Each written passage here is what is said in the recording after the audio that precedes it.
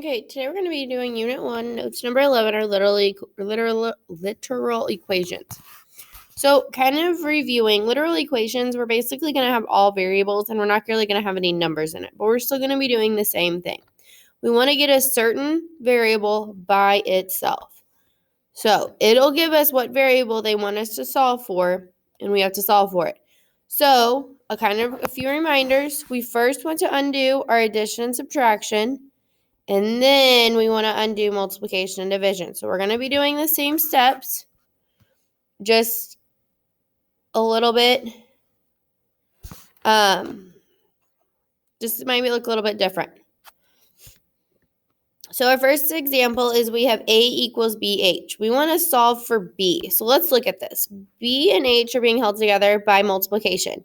So in order to get B by itself, I need to divide to get rid of that H. If I divide on one side, I have to divide on the other. My H is canceled, and I'm left just with B on this side. Now, A, you cannot divide A and H, so it's just going to stay A over H, and that is your answer.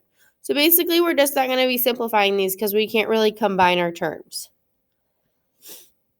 Okay, let's go down to the bottom. I have solved for M.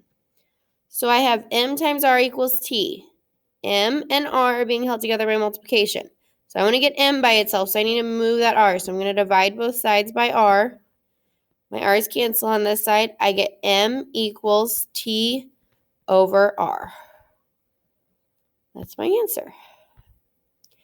Next, I have 4T equals M. 4 and T are being held together by multiplication. So I'm going to do the opposite, and I want to get T by itself, so I need to move that 4. 4's cancel, we get T. You cannot divide M divided by 4, so we're just going to leave it like that. And that is your answer. Now the next one, we have 6xy equals P. We have to solve for x. Well, x is sandwiched in the middle of 6 and y. Well, all three of those terms are being held together by multiplication. So what I'm going to do is I'm going to divide, but I can divide out those two terms that I don't want all at once. The 6 cancels and the y cancels, so I'm just left with x. You cannot divide p with 6 or y, so it's going to be p over 6y as your answer. Okay, moving down. So now they're going to get a little bit trickier. So on this one, we have solve for R, and then we have PR plus S equals T. So we have to think, what is your first step?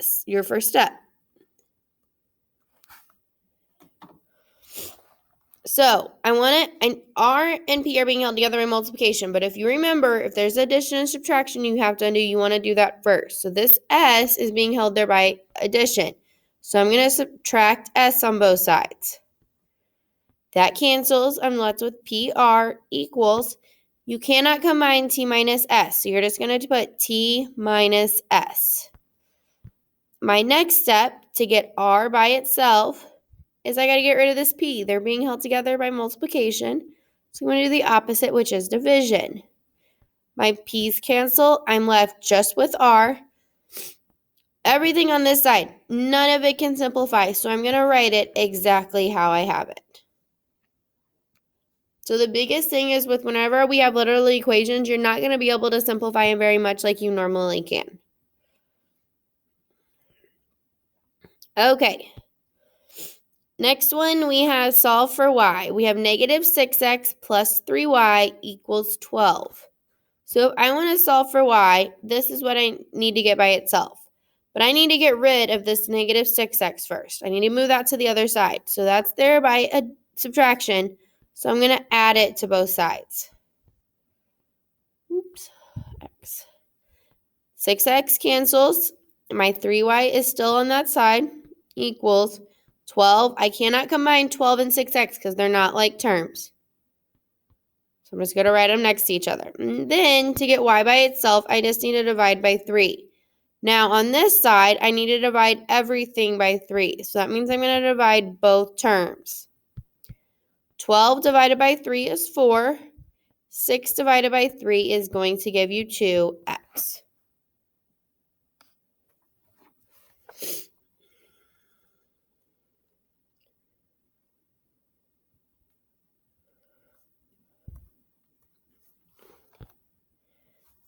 Okay, let's move on to the next problem. So 6 and 7 are going to be similar to number 5.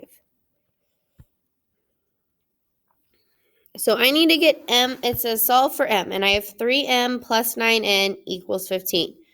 So I need to solve for this m, so I need to first get rid of this, the negative 9n. So I'm going to add 9n to both sides.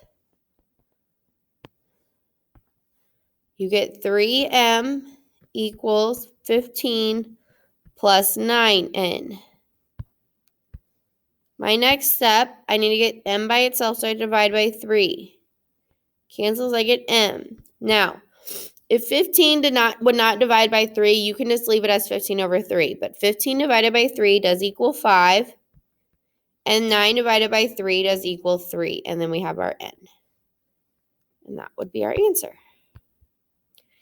Okay, last problem. We have solve for y.